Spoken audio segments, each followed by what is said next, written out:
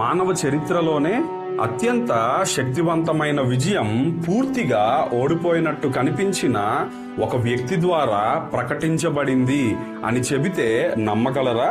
శిలువపై వ్రేలాడుతూ ఒళ్ళంతా గాయాలతో శరీరంలో ఉన్న రక్తమంతా పోతుంటే మరికొన్ని క్షణాల్లో చనిపోతాడని తెలిసి కూడా యేసయ్య టెటెలెస్టాయ్ సమాప్తమైనది అని చెప్పాడు.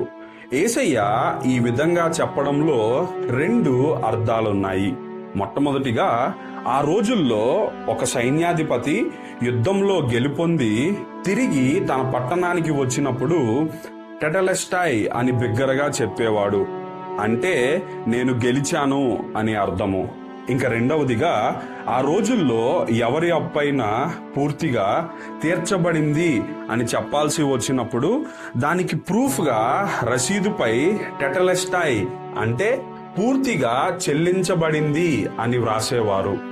ఈ 2 అర్థాలను బట్టి యేసయ్య సిలువలో టెటెలెస్టాయ్ సమాప్తమైనది అని చెప్పడంలో గల ఉద్దేశం, ఆయన తను వచ్చిన పనిని విజయవంతంగా ముగించాడని, మనందరి పాపాలకు పూర్తిగా వెల చెల్లించాడని తెలియజేస్తున్నాయి.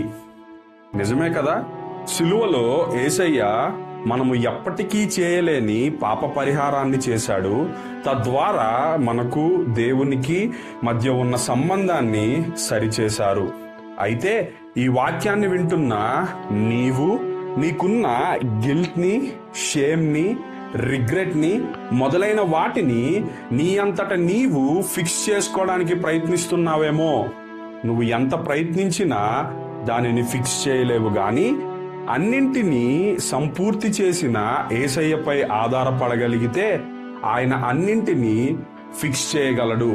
ఎందుకంటే ఆయన సిలువలో తన కార్యాన్ని సక్సెస్ఫుల్ గా ముగించాడు.